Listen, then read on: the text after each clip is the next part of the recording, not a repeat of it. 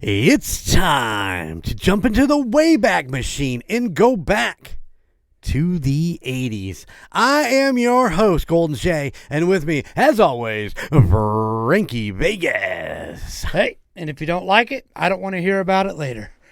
Really? Really? and well, Golden J is here to take you back to the greatest decade ever. And I want to hear about it. thegoldenimage80s@gmail.com. Man, you live on some mean streets, brother. It is what it is. You and your dirty moves. Watching my dirty movies. Yep. Kind of that whole, what is it, singer swing or whatever? Yeah. Swing, a little strange. I'm just becoming unchanged. Well, you got to when push comes to shove. That's all I'm saying. Yeah. Okay, well, hey, that was the show. Thank you for tuning in. We are the Golden 80s. Frankie, what's going on, man? So are you feeling better? I am. I can actually hear a little bit better now. Thank God. Oh, that was terrible, Nothing like ghost hunting when you can't hear a fucking thing. That's right. That's the only thing we got with me going, what? Yeah. What? It's like, oh my God, guys. I'm listening back to the audio that I recorded. And that's all rocker I hear. chick shivering. Yeah, you can hear things shaking. Oh, man. J-Dub gets scared so bad she shits herself. Oh. I wasn't going to bring it up. I'll bring it up. I'll fucking bring it up. I'll throw it right under the bus. There we go. No, we had a good time ghost hunting. Hope you had fun. I don't think we did that after we recorded our last episodes, right? I mean, yeah, I think so. Yeah, because we hadn't talked about it right. yet. So. Yeah. So we took I took Frankie to his first ghost hunt. Yeah. Then we skipped a week because of some computer malfunctions. Yeah. So you're getting it. I didn't want to separate it up. So I mean, I don't know how many weeks we're not putting out an episode because of computer problems and editing computer problems. But obviously, if you're listening to this, we're back. Yeah, we're back. It's been fucking 2026 has been brutal. Brutal, and I'm ready to just be done with it and just shut down and be just be over with it. I mean, come on, man. This is enough. Enough is enough. I was told today. It's because of the Mercury moon. It ends tomorrow, so my luck should be getting better after tomorrow. Let's hope so. Let's hope so. God, I'm ready for something to be better. We're football guys, so we've been in the midst of the football frenzy. Yeah, I don't know what the hell's going on. The Colts are just, it makes sense to them, I guess, but I just don't know half of this. I understand half of the move they're making for really no payoff. Right. I'm like, okay, I hope you know what you're doing. I mean, they get paid the big bucks to supposedly know what they're doing. So, what do you guys lost Pittman? Is that right? Yeah, traded him to the Steelers for pretty much next to nothing. Yeah. Not in Kansas City, baby. We gave the Steelers Pittman and a 7th round draft pick, and we're getting their 6th round draft pick. Wow. I'm like, I don't understand. It's a money thing. I think it's a cap thing. Yeah, I think that's it's more 100% what it is. Pittman's going to come out and want more money, and they're like, we can't afford it. So we'll trade you off. You'll go get your money somewhere else. We'll get a draft pick out of it, and we will be done with you. I mean, it's sad to think that that's how. I've been talking to people since this has been going on, and it's like I miss the old days of when you went to a team that was your team and you died for that team. You retired from that team, and with money flopping around like it is today, I mean, look at Kansas City. Their number one Pro Bowl cornerback. They trade him off to the LA Rams, and we got a boatload of shit for him. Let me tell you. Oh yeah. We didn't fail. We got a first round this year, and We got 4 picks. The first round, a second round this year, and then I think we got. No, I'm sorry. I apologize. We got a first, a fourth, and a fifth for this year, and then like a 6th for next year. Yeah. And then McDuffie goes over to the Rams, and they pay him $124 million in a 3-year contract. Yeah. We can't afford that in Kansas City. We're fucking broke. We spent all our money on fucking Kelsey, Mahomes, and Chris Jones. Now, I'm going to ask you, because maybe you know, because you are the Chiefs guy. I'm Chiefs guy. Yeah. I had seen something, you can only take what you see on Facebook and social media to a certain point. Absolutely. That the Chiefs are one of the teams that are in the talk with the Colts for Richardson.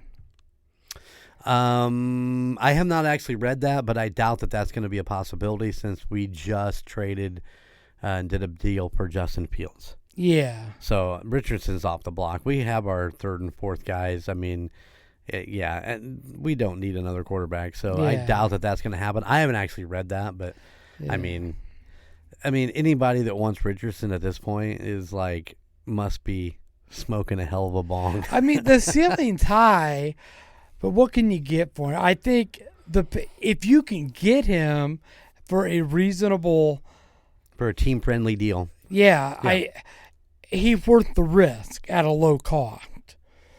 Because if he can get his shit together, he got the talent, the ceiling to grow. Well, but he hasn't proved it yet. Yeah, and the Colts, I think they need to keep him and keep working. Well, I mean, it's going to be a possibility that's what they do, but yeah, I mean, in the long run, you guys got Daniel Jones. As long as he comes back from his knee surgery healthy, then you guys will be fine. Didn't you pick up another quarterback? Somebody big. I'm trying to think of who it was. Your QB2. It doesn't matter. This is not a. Well, I know a lot of people like Riley Leonard. So I liked Riley Leonard to a certain extent. A lot of people think he should be the starter. I don't know if I agree with that. He's not good enough to be the starter. He's not versed enough in the NFL yet. Yeah, he needs to set and learn, and then maybe he'll be ready. You throw him. To be honest, ladies and gentlemen, look at the camera here. He wasn't that fucking good in Notre Dame. He was okay. He just had a good set of legs. He had a good set of legs, and he has a hell of a running back. And those are the two things that got him through.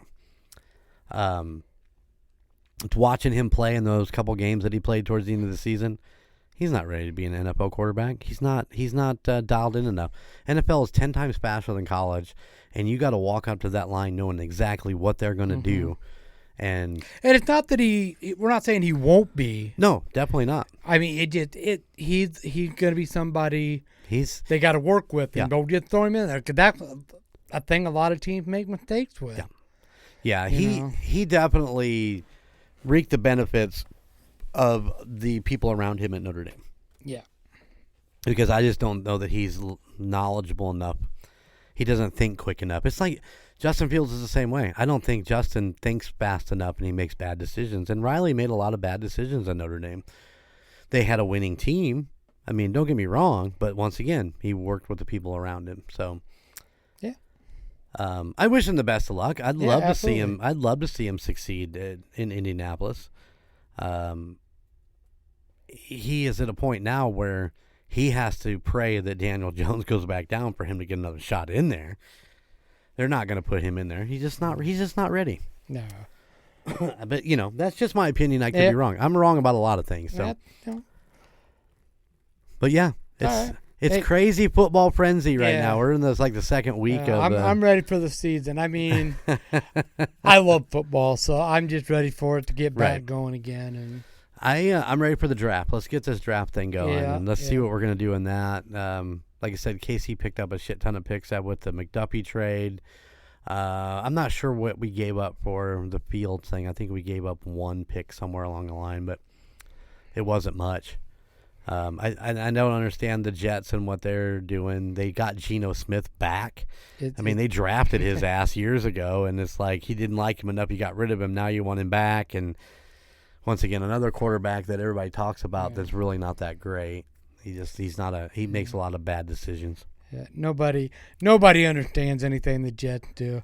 Every year at the draft, it's the Jets fans going, "What Yeah, the Jets don't even understand what the Like, Jets are "What the doing. fuck is this?"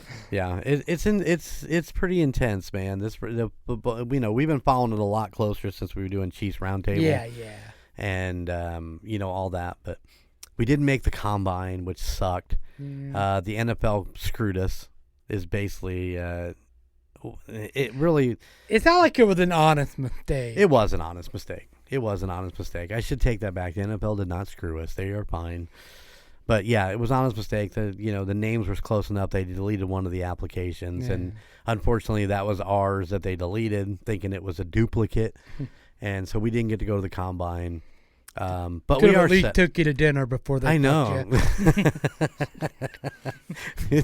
I should have read the fine print where to bring my own lube, but no, they got it fixed, and we're set for the regular season. So we'll see how that works out. I'm excited to see how that goes. Yeah, sounds exciting. But love working with Chief Roundtable Podcast. It's an experience, and they're doing really well. They're like super far ahead of their year goals. They had a year goal. They already completed it in January. Awesome. So it's just getting bigger and better, and although I still have yet to somebody walk up to me on the street going, "Hey, you're Golden J." Yeah. So you do that podcast. Hey, maybe you will next time you go to Kansas City. Maybe. You never know. You just don't know.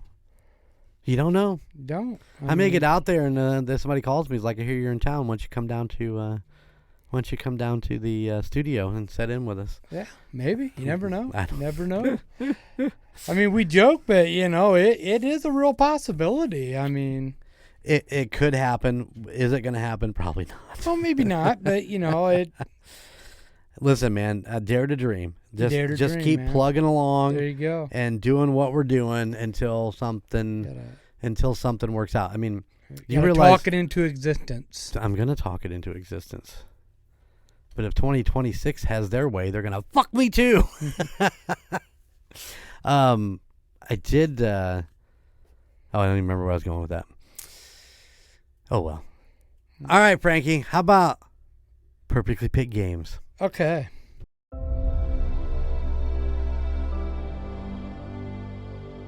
If you're always searching for the next big sale, whether it's a rare board game, a classic toy, or something brand new, Perfectly Picked Games is your destination. Our live auctions on the Whatnot app are packed with exclusive picks, competitive prices, and fast-paced fun.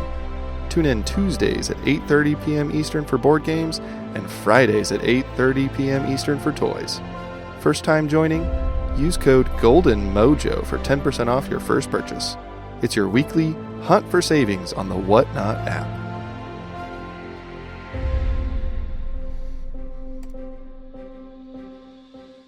All right, that was Perfectly Picked Games. Go check them out on the Whatnot app. Tell Jake we said hi. Hi, Jake. What do you got for me, Frankie? For some 80s news now. Hey, new news. We got a couple things, really. We'll go with the more smaller one first. Twisted Sister Dee Snider, I guess, has retired. Yeah, I read that. And they got him a new lead singer. Yeah, that's going to work out well. Yeah, Mr. Sebastian Bach from Skid Row. I'll be interested to see. I hope it's not like an Axl Rose thing with AC/DC. I actually want to see some footage of this. Yeah, that was always weird that we never got any Axl in front of AC/DC. But yeah, I would love to see. If it has anything to do with Sebastian Bach, he'll make sure that it's out there somewhere. Oh, well, yeah. Because he is a glory whore. Yes, he is. And God love him for it. That's all I have to say. Yeah, I did read a thing where he did do "I Want to Rock," and I guess they said he blew it away. As long as his vocal range is still in shape, he's going to be great. I mean, it's Sebastian Bach, but on the flip side of that is that ego-driven Sebastian Bach may destroy that opportunity. That's all I'm saying. He don't have an ego. What? Come on. Not so bad. Not Bach. I did read that Dee Snider is all for it. He backs it 100%. He loves the idea and he supports it. So I'm excited. Yeah. I'm excited to see what comes out of it. Oh yeah, I am too. I don't know what's going to happen. I mean, I've heard horror stories about Sebastian Bach. You know, the guy from Skid Row, they'd rather be homeless than making $1 million doing another album. With Right, Sebastian. right. Yeah, do you blame him? Do you blame him?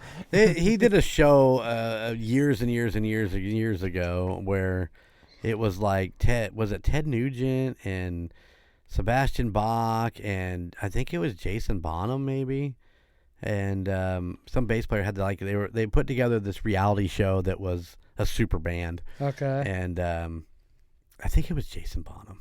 I'm trying to remember. I know what you're talking about. Yeah. And just trying to get through like 8 episodes of that with Sebastian Bach was like unfucking real. I don't remember. I can't remember because I only watched a couple episodes. I was like, okay. I watched the whole damn thing. I got to see how this ends, but was Jack Blades there maybe?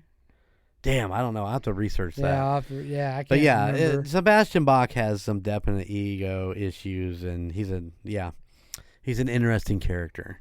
Mm-hmm. Let's just say that. So, but damn, he got a good voice though. Yeah, I don't know if he still does, but back in the day. Back in the day, yeah. 18 in Life is just probably one of the best. Mm-hmm. I mean, to be honest, one of the great anthems of our childhood. Oh yeah, yeah. 18 cranked that up many a times. Yeah, I Remember You. I remember you. I can't get that high. Mm-hmm. I have to detune to make it sound good. Yeah. All right. Do you have some other 80s news? Part 2. Part 2. Duh. And I think I got stuff to say about this, but this is more one of Golden J's guys. Oh, God. Vinnie Vincent. Apparently his first plan of selling a single song for an obscene amount of money didn't work. $200,000? $200,000. Yeah. And decided, well, nobody wants to do that, so I'll just sell the whole album for $2 million to one person, and then they can do what they want with it. Is that what the final deal on that was? I believe that's what I read, yes. Because I know there was a lot of little things you get with your $2 million. Yeah. But you get the publishing rights. That was the big. That was one of the big ones. But you notice they didn't get the writer's credit. Oh no. So what do you do with it for $2 million? And what does that $2 million cover? If you buy the rights to that, do you also have to pay off the backload of what's still there? Probably. Because knowing Vinnie Vincent, he didn't pay his studio time. He didn't pay his producers. He didn't pay his engineers. All that is part of what you take over when you buy this album from Vinnie Vincent. No. Now, I'm just speculating here because I'm a big Vinnie Vincent Invasion fan. Yeah. The crackpot motherfucking idiot that he has turned into, I am not a fan of. His little fat fucking ass and his ego-driven whatever you want to say can just go fuck off. This idea of selling this album for $2 million is one of the biggest crackpot fucking idiotic things that I have ever fucking heard in my life. And it's because, you know what? You're Vinnie Vincent. There's nobody that is a big enough fan of you that got $2 million. Now, there's like one band that can still get back together right now and maybe do something like this, and it's a big maybe, would be Led Zeppelin. Because like John Paul Jones, Jimmy Page, Robert Plant, bringing Jason Bonham, taking Dad play John Bonham. Because he's very, he's very dead.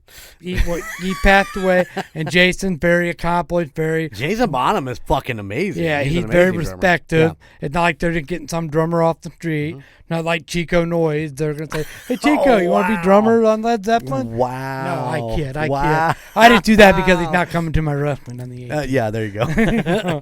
No. Led Zeppelin make a brand new album, all new material. There's probably somebody out there that would probably pay $2 million to have the sole right to that album, because they would probably make their money back. But Vinnie Vincent, no, I just don't think very talented man, do not get me wrong. But I don't think he had that type of power in music like a band like a Led Zeppelin or a Beatles could have done, before most of them were gone, Most of them, almost all of them. Yeah. All but... No, Ringo's still alive, isn't he? Yeah, Ringo. Yeah. Ringo and Paul are still alive. It's George. Now, if George wouldn't have passed away, they probably could have brought in Julian and did something. Listen to this producer over here. He's fucking got it all dialed in. I'm just saying. But those are the type of bands you have to be. You've got to have a very big following and people that still to this day are diehards. Absolutely. That's still a big if. If they could even do it. But you'd have to be somebody like a Led Zeppelin. You could probably have.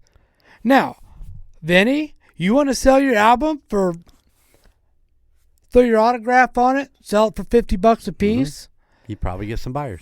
Golden J probably going to hem it around and say, yeah, fuck it. I'll throw the $50. I got 50 extra bucks. What am I doing? You probably make some money doing that, yep. But I don't know what you're thinking right now, dude. Don't have it. There's no return. There's no return on $2 million for that album. No, there's no return. What would you? Yeah, I wonder if I started a GoFundMe. Help me buy Vinnie Vincent's album. Just to hear it, yeah. Help me. What would you do with it? Let's just say in make-believe world, Golden J come across $2 million. Somebody says, I will donate this to you. Anonymously.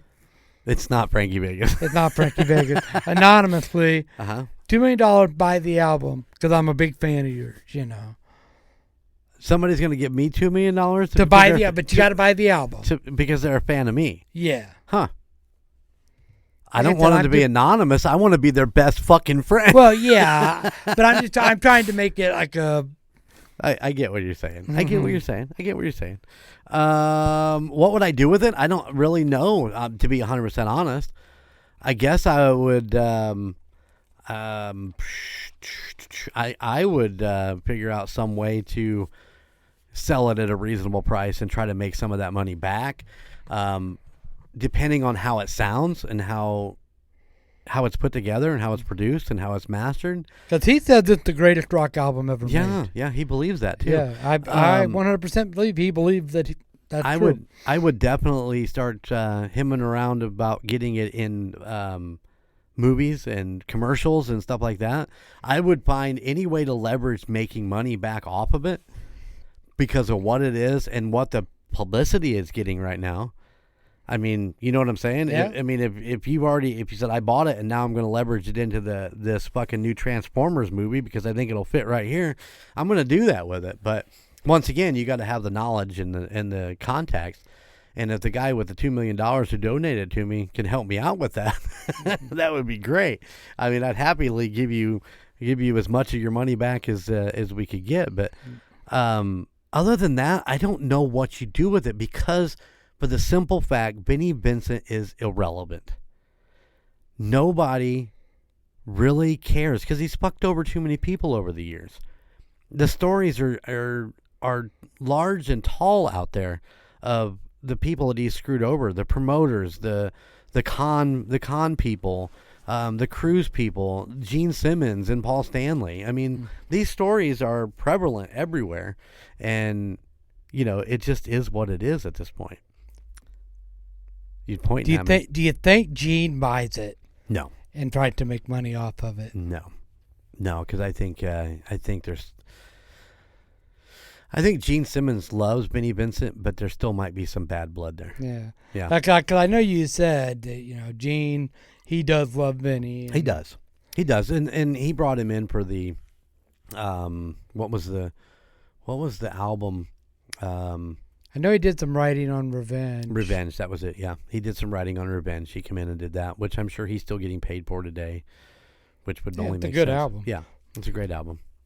But yeah, listen, this is ridiculous. $2 million for an album. I mean, I don't know. Good luck, Vinny. Good luck. I'm going to go throw in the original Vinnie Vincent's Invasion with Dana and Bobby Rock. I fucking love Bobby Rock. I think he's probably one of the best drummers out there that nobody talks about. And Dana Strum and Robert Fetterman. Great fucking first album. And I know that Mark Slaughter come in and did some tracks and did the original videos and all that, but Robert was the original singer on that album. And I think he's the singer on... Just Guitarmageddon. Yeah, Guitarmageddon. Yeah, whatever it's called. I believe. Don't Now, quote I've me. heard Guitarmageddon because it's been leaked. Oh, really? The original recording of it. That whatever he's selling now, I don't think it's the original recording, but it's not that great. No. Yeah, I don't know, man. Go to Vinnie Vincent's Spotify, and there's a section on there is like new music that came out in 2025. And I was like, are you fucking kidding me? He released some music in 2025. I brought it up, and it is the weirdest fucking Latin, Spanish guitar sounded shit. And all 4 songs that are new sound exactly the same. And I'm like, fuck you. And I shut it off and went up on my way. Oh, Yeah. son of a bitch. Listen, we've been bantering way too long here. Yeah, I'm sorry. We would love to hear your fucking thoughts on the Vinnie Vincent album for $2 million at the golden image 80s at gmail.com. Well, hey, this has been What's Your Damage? Yeah, I was we'll see you next week. We'll get back to Van Halen. We can't split up the Van Halens with a What's Your Damage, unfortunately. All right. Well, we're going to get into this as we continue our Van Halen series. And let me tell you, it originally started off with 6. And after we recorded the first one, I'm like, we've got to add some extras. So you're getting everything from Van Halen, David Lee Roth, and Sammy Hagar, and maybe a little bonus from the 90s. But today, we are talking about the 4th studio album from American rock band Van Halen, released on April 29, 1981 on Warner Brothers Records. The album peaked at number 5 on the Billboard 200, while the single So This Is Love failed to reach Billboard 100. That's right. We're still in the Roth years. Today, we are talking about Fair Warning. Yeah. You know, when we recorded the last episode, Women and Children First, or whatever it was, you said this was going to be a hard listen because I talked about how hard of a listen that one was. Right.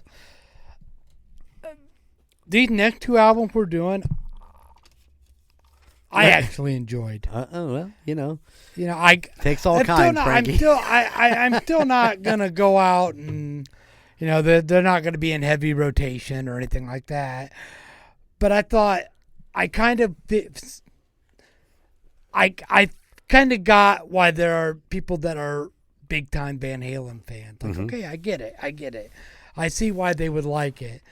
Not necessarily my cup of tea for most of them, but they weren't bad. I thought they were listenable. So here's the thing. This album was poorly produced, poorly mastered. Even remastered, it wasn't that good. But I think more of my setback comes from David Lee Roth's lyrics. Well, see, I think they needed a guitarist. They just didn't have a good guitarist. I say that I'm done. I say that like Eddie Van Halen's not a god to thousands upon thousands of guitar players. Frankie Vegas. You can find him on TikTok at Frankie Vegas. Fucking douchebag.com. Yeah. I'm just kidding. Eddie know Van you're Halen kidding. is one of the Mount Rushmores of he guitar. absolutely is one of the Mount Rushmores. And to be 100% honest, the only thing that keeps this album from just being not complete fucking trash is his guitar playing. And the drumming. The drum is not bad. But, I mean, the guitar playing and the stuff that he puts into all of these songs, I mean, it's just... 1981 didn't see guitar playing like this. So he was definitely a trailblazer, and he was doing shit that was unbelievable. And the first song, and we're going to start this right now because this all leads into this first song. Yeah. The first song on Fair Warning, number 1, is called Mean Street. Yes. This is home. This is Mean Street. This is home. The only one I know. And we don't. This guitar intro on this fucking very first song is unbelievable. It sounds like he's just fucking around and just, you know, blah, blah, blah, blah, blah. But Joe Satriani and Sammy Hagar, in an interview with Howard Stern that I was watching, Satriani's like, fuck that. That is one of the hardest things to play ever, is the opening to Mean Street. And coming from Joe Satriani, that's saying a lot. Yeah. I've never tried to play it. I never played anything on this album. I played some later stuff from Van Halen, which, as a vocalist, is just one of the hardest things in the world to do. I don't care if it's Roth or Hagar. Yeah. They're just both of them. Their range are way over top of mine, and it's miserable as a singer to try to recreate these and sound good. But Eddie's guitar work on this album makes this tolerable to listen to. Absolutely. If you can shut Roth out, if you can shut him down and take out the lyrics and just enjoy the music, I'm all about it. And it's not that I'm not saying Roth's a bad singer. That's not what I'm saying. I'm saying the lyrics to me never made much sense in the way that they're put together and what he's saying. And it's like, I don't get it. It's crazy with Van Halen, with the David Lee Roth years, that you have with Eddie Van Halen and David Lee Roth are two totally different type of performers, right? And styles. I don't know how they made it work, but they did. They did. And I don't know how, because it's just very convoluted. Yeah, that's the word. They just very contradicted each other of what they were. Gotcha. And but somehow they made it work, and I think that's more goes on Eddie Van Halen being, okay, this is our singer, I got to make it work with him. Right. And he was able to do that. Well, I mean, let's take into consideration, would Van Halen have continued with David Lee Roth if David Lee Roth didn't have a couple songs that were kind of minor hits as a solo artist? I mean, it wasn't like Van Halen kicked out Roth. Roth left Van Halen. You know what I'm saying? I think it was more, and like I said, I don't know the inner workings. I think it was more David Lee Roth got that taste of, hey, I've got complete control of this now. We do everything my way. I don't have to say, okay, this is what I want to do, Eddie. How do we make it work? Right. He's like, they got to do it how I want to do it. They want to be in my band. And I think that's what he liked about being a solo artist. Right. He got to be the song and dance man he wanted to be. Well, I'm going to say this now early on, and I will repeat it when we actually get there in a few episodes. We are going to cover David Lee Roth's Eat 'Em and Smile. Yes. We're not going to cover the Just a Gigolo EP, which came out prior to this, which is where he got his minor hit with Just a Gigolo. And everywhere I go. Going back and re-listening to Eat 'Em and Smile, a 10 times better lyricist writer than what he did on these first few Van Halen albums. I mean, there's some stuff on there that just doesn't make sense also, because that's David Lee Roth. He's a flugelnigel. So I just made that word up. Trademarked. Take that to the bank, bitches. But yeah, the lyrics in Fair Warning, just, I don't get it, a lot of it. But yeah. What do I got? That's different. I'm looking at my wrong notes. I've listened to so much Van Halen. Yeah. And I've listened to Sammy Hagar's book, Red. Red. The audiobook I've listened to. It's an 8.5 hour, 9 hour audiobook. I've listened to it twice already. Oh wow. It's pretty good. It's pretty good, especially when you get into, after you get through all of his early years and you start getting into his musical career and what he's done with Montrose and all that, especially the Van Halen stuff, and you learn a lot of what his side of behind the scenes of Van Halen was. I gotta start doing audiobooks. My wife started doing them. She's been through I don't know how many books now. I'm telling you, it's amazing to be out on the road. You're delivering pizza, listen to audiobooks, man. I'm telling you right now. But so back to Mean Street. I don't get too far off this, but if you get a chance, go listen to Red by Sammy Hagar. It's amazing. I wish he read it, but the guy who reads it sounds a lot like Sammy. I love the guitar intro. That guitar intro for Mean Streets is amazing. Yes. I don't understand the choruses, but man, that guitar solo is. Oh yeah. I thought it was a great way to start the album. Yeah. And then you ready to move on to song number 2? Absolutely. We gotta get through this. Song number 2, Dirty Movies. Pictures on the silver screen. Greatest thing you've ever seen. Now her name is up in lights. Everything turns out alright. Daddy's little sweetie. So yeah, dirty movies. Weird drum and vocal opening is what I got written down. Crazy breakdown. Just a weird song. It was. I mean, it wasn't. It wasn't bad. It was. None of these songs are bad. They're just different. Is that Yeah. Cause Well, think of the eccentric David Lee Roth writing lyrics. And, Eddie's got I got 20 riffs I'm going to use, so here you go. I mean, cause for the lyrics, the music makes up for it. Kinda. Yeah.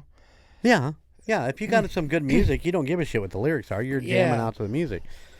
But if you have a weird drum and vocal opening to a song, it just sets the fucking mood. Now you're like, this is just a weird song, man. But yeah, Dirty Movies. I thought it was Dirty Moves. Sorry, my bad. Dirty Movies. We all make mistakes. That's okay. Number 3. Excuse me. Sinner's Swing. Now we're wasting time. Same old pickup line. And you keep trying, but you keep trying.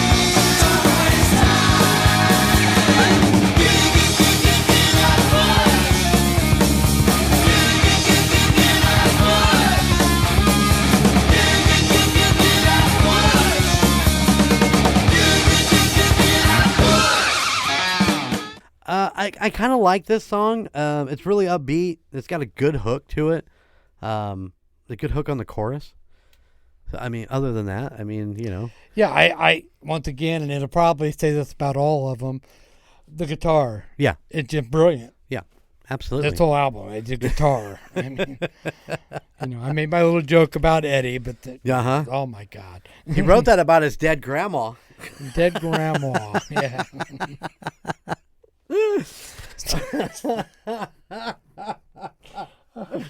Oh, man. Okay. Frankie's a heartless son of a bitch. I know. Song number 4, Hear About It Later.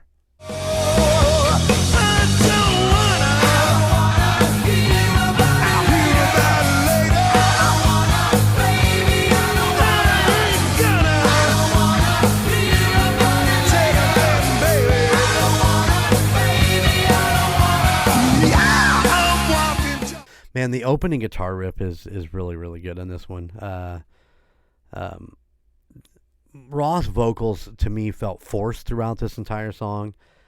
He was trying to fit it into a riff that Eddie Van Halen gave to him. It's like, okay, here's the riff, write lyrics. And Roth is like, well, I got this grand idea for a big story, and here, I'm going to shove it all in there. And sometimes that doesn't work. Sometimes you have to pivot, make it about something else. Just because you wrote a bunch of fucking lyrics doesn't mean you have to use a bunch of fucking lyrics. And that's what it felt like to me. What did I put? Got the feel of a banter song, like, and maybe like some skyscraper style stuff. Okay. I get that. But last little note on there, great guitar. Great guitar. Here's a question I got. Once again, you can answer as a songwriter, musician. When you're writing a song, because I know like Eddie, obviously he did, the arrangements for the music. Roth did the vocals. What comes first? Do you write the lyrics first and write the music around it, or do you write the music first and then put the lyrics in? How do you do it? Both? I mean, I don't. Listen, you're not answering my question. Because there's no right answer to that question. There is absolutely no right answer. And I know that you think there should be. And I respect that. The problem is everybody writes different. Somebody could write, a bunch of lyrics, and when you write it, you've written it to a melody in your own head. And if you're a guitar player, singer-songwriter, you know what I'm saying? That you can do all that, then that's fine. You've already got the melody in your head. Somebody like David Lee Roth, who never played an instrument that I'm aware of, that I ever saw. I mean, his instrument was his voice. He didn't write that. I don't know. Actually, I don't know how he wrote this. I know how Sammy Hagar wrote it because I listened to his book. But everybody writes differently. Some people just write lyrics like a poem, and then when they get the music, they fit it to work. Because you can write a bunch of lyrics and get it to fit and sound good. I mean, that's not what I'm not saying that he couldn't have done that with this song, but for me, I've done it both ways. I've written lyrics and then brought them into somebody brings me, a riff or a melody, or we write all of the music, and this is what me and Brad did when we did everything for Crankshaft Glory. Okay. We would have a guitar riff, put the drum stuff in, get the guitar riff, build a chorus with the guitar and drums, and then go back in and actually be in the studio for hours and hours and hours writing lyrics to the riffs. We have an idea of what we want, because every song is a story.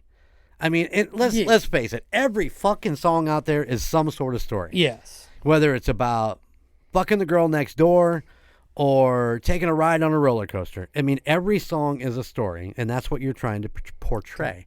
But you're trying to portray it with a catchy hook to really push it home, because your chorus really should push home what the idea of the whole song is, so to speak.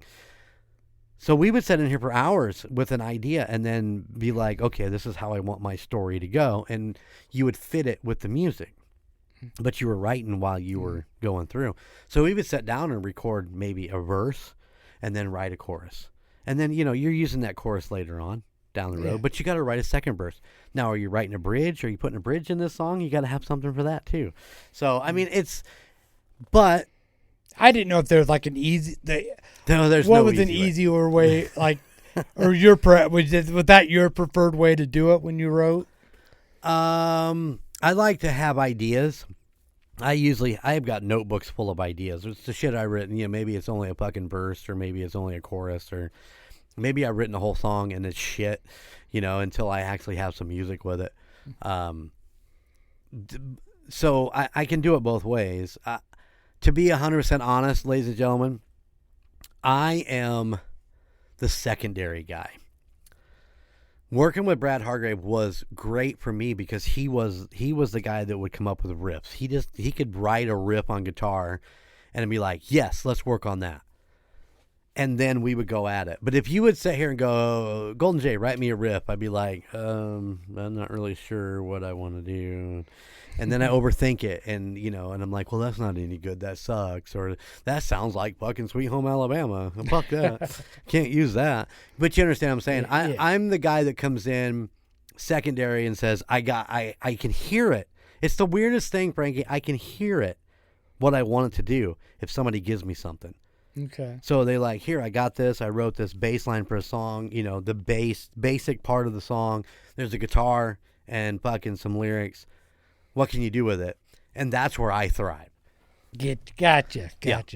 I'm sorry, people. I just find talking music with Golden J, the way he explained things, it's just so beautiful. Oh, thank you. Thank you It very is. much. I mean, in my opinion. He's going to give me a hand job later, too. Watch out. No, that's not going to Damn it. happen. Damn it. But, okay. God, So, are we what ready does to a flip- guy have to do? No, I'm kidding. Nah. You ready to flip this album over? Did we get the whole first side? Yeah, down? it only had 4 songs. Oh, shit. All right. Let's go. Yeah, song number 5. Probably the most popular song on the album. Best song on this fucking album. I love this song. Yeah, Unchained. But you never missed me till I got a fat city address. Non-stop talker, what a rocker. Blue-eyed murder in a size 5 dress. Change, nothing stays the same. Unchained, and you hit the ground running. Change, ain't nothing stays the same. Unchained, yeah, you hit the ground running. I mean, come on, man. Unchained. I mean, it's just, the hook is there. That hook that we talk about, that is a good hook. Because you can sing along with it, and you're excited to sing along with it. And I think this song is probably the best. And I don't even know that the song in general is probably, I don't even know if it's the best Eddie Van Halen song in this album. But as far as a complete song, this is the best song on the album. Like I said, it's probably the one. You know, it's one off of this album. That's the one you hear on the radio. Yeah, actually. Yeah, absolutely. But yeah, best song on there. You get 3 minutes and 29 seconds of the best fucking song on this album. Yep. You don't even listen to the rest of it, fuck it. Yeah, you don't need to. No, I kid. That may be Mean Street. Yeah. Get a little Mean Street in there. Number 6, Push Come to Shove. That's when push comes to shove. I believe it was inevitable. That's when push comes to shove. Could this be the one that got away? I get the Frankie, why the talking opening? Why did they do a talking opening on this I song? don't know. What's the point? What is the point? Storyteller Roth. But That's all it is. It's just David Lee Roth, the storyteller. He liked to hear his voice. He liked likes to hear him yeah, talking. he likes a lot of shit. The guitar in this song is actually great. It's kind of a mellow song. It's that song. This is that song that you can have sex to. You know what I'm saying? You can throw this song on in the background and be like, we are gonna fuck to this song. And give old Barry White a run for his money. It's a very laid back, easygoing. Yeah, if I remember correctly from my notes, just mellow. It's just one that you want to get your girl naked to and just enjoy. Put it on repeat. Fuck it. There you go. Have fun with it. There you go. You probably only need. It's only 3 minutes and 49 seconds. So you probably won't. If you're Frankie Vegas, you won't need the other 3 minutes. The Probably 49 not. seconds will be fine. Yeah, we'll be done. It's all good. Man, he takes a lot of shit on this show. That's all right. I don't care. Damn you, Golden J, you son of a bitch. All right. Song number 7. So This Is Love. This is love. Ooh, I need your loving. Come on, baby, take me home. This is love. Ooh, I need your loving. I'm just getting bored. Going out my way. This is an old school Van Halen. I mean, it's an old school sound. Yeah. I don't want to say old school Van Halen because it's not old school Van Halen, but it just felt like an old song. And that snare drum, there's something with that snare drum that just, it really sticks out. If you listen to, if you go back and listen to the song, listen to this fucking snare drum in this song. They did something to this thing that just is a little unique. And I don't know, it's just something that stuck out to me when I was listening to it. Yeah, I mean, I didn't think it was a bad song at all. The title, when I see the title, like, man, that's almost like a Van Hagar type of title, you know? Yeah, no, you're not wrong. Yeah, you're not wrong. Because I guess that, is it love? No, you're right. You're absolutely right. Yeah. This was one of the 4 singles issued from this album. It peaked at 110 on U.S. Billboard. So, man, they just did not get a lot of love until a couple albums from now. Yeah. Yeah. All right. Song number 8 with an instrumental, Sunday Afternoon in the Park.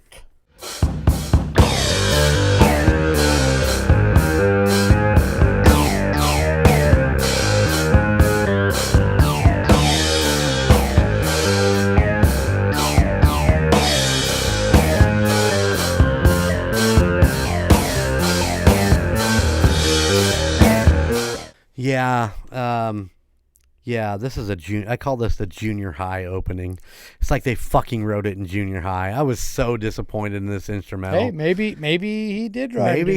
Maybe he did. And I was like, I'm like, oh yeah, he wrote it in junior high and he just put it on there because he needed a filler because he only had 7 fucking songs. So, very disappointed. I just wasn't overly excited about it. So, but you know what? It's still better than anything I could put out. You never know. Yeah. All right, song number 9. 1 Foot Out the Door. Got 1 foot out the door, time to hit the road. Ain't no match for your mean old man, I think it's time to roll. Got 1 foot out the door, got 1 foot out the door. And the junior high song continues. And this is the last song on the album. These last 2 songs are fucking horrendous. And you know what, guys? Eddie, if you're listening in heaven, God bless you. I know you're gone. But if you're listening in heaven, you should have just went with 7 songs and just called it good. It would have been fine. We would have just respected you that much more. But you didn't. You had to have those 2 pillars, and the 2 pillars are absolutely horrible. Hey, and you know what? And maybe that's the album company fault. Maybe they said, no, you've got to have at least 9 songs. It could very well be. You know. But at least give me the last 2 decent songs. Yeah.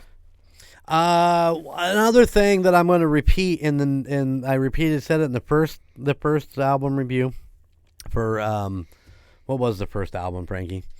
Women and Children First. Yeah. Fair warning, the same thing. Each one of these songs have some weird intro that doesn't necessarily make sense on any of the rest of the song. It's like they had a pocket full of riffs or a pocket full of ideas, and they couldn't make a complete song out of it. It's like, well, let's chip this little piece out and put it here in the front of this song.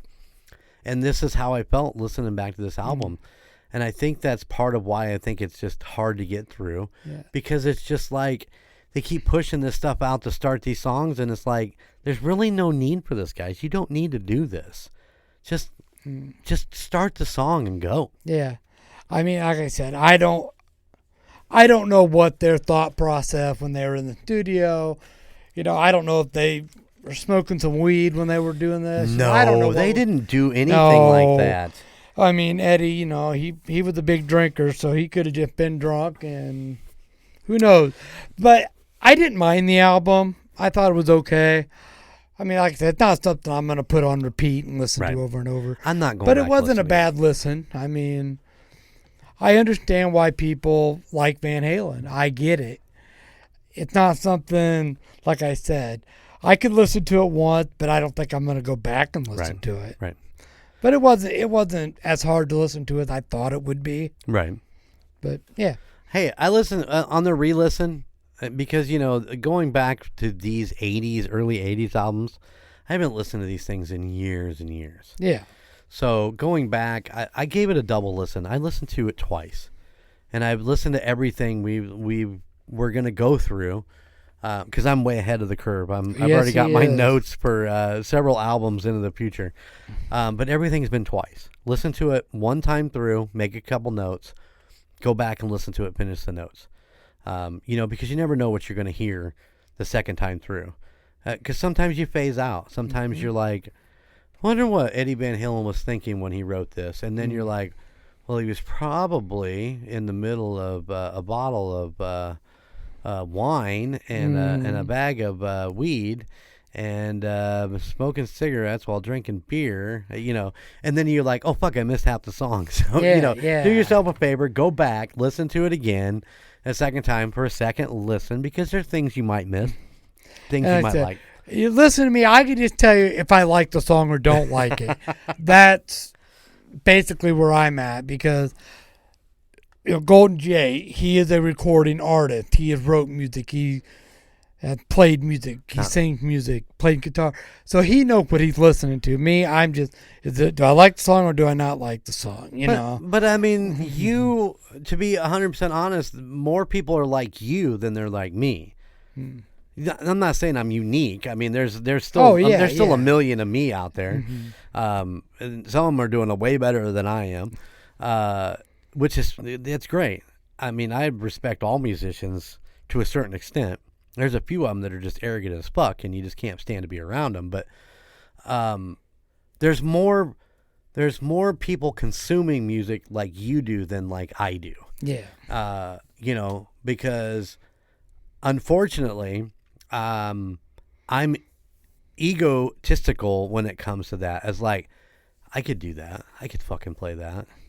And I've done it where I'm like, fuck, I'm better than Eddie Van Halen. I would never say I'm better than Eddie Van Halen. There's shit that guy did that I will never understand, but there's certain things that he played that I could play. I could look at it and go, look at me, I can play this.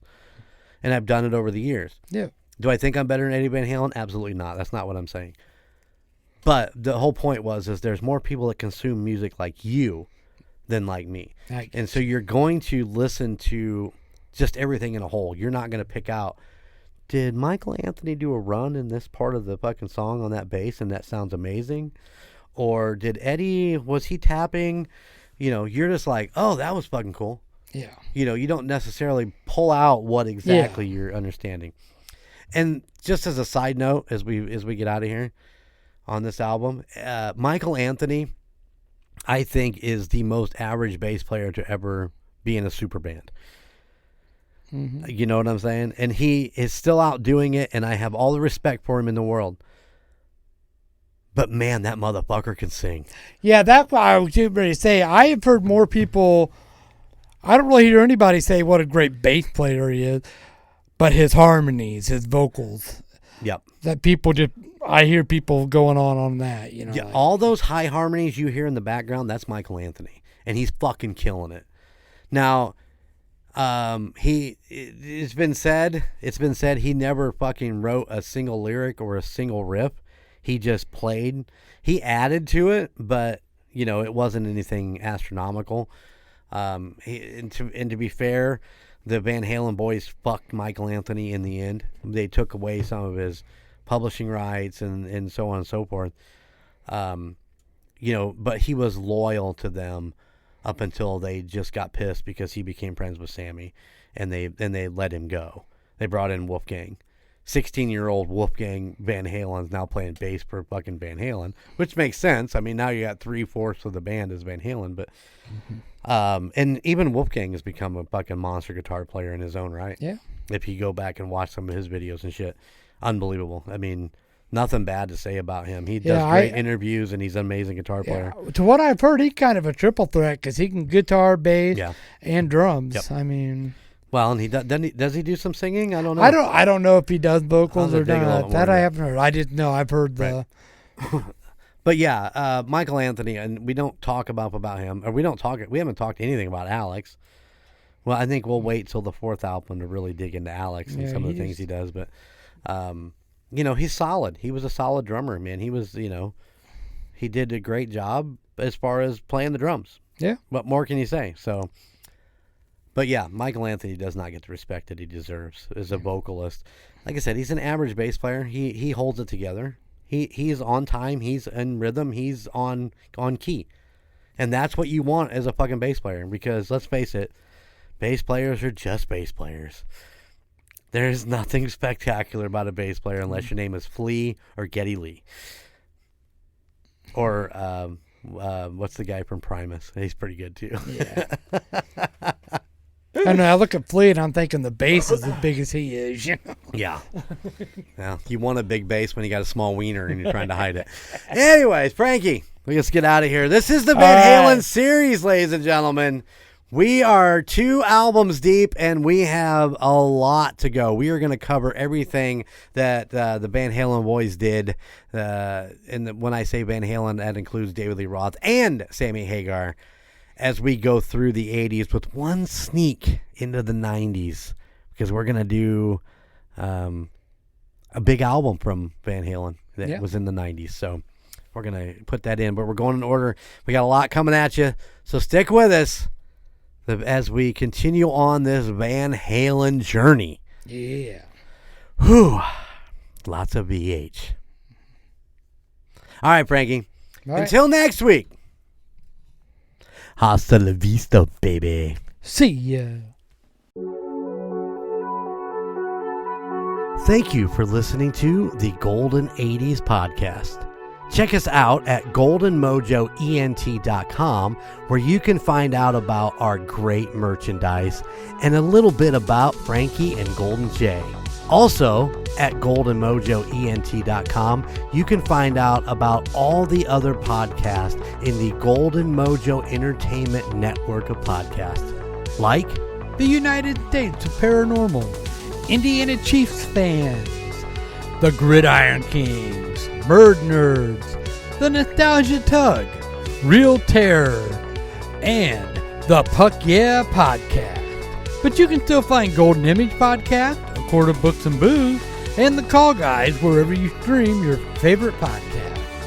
And if you have a story that you would like us to cover, just let us know at thegoldenimage80s@gmail.com. Please like, rate, and subscribe wherever you listen.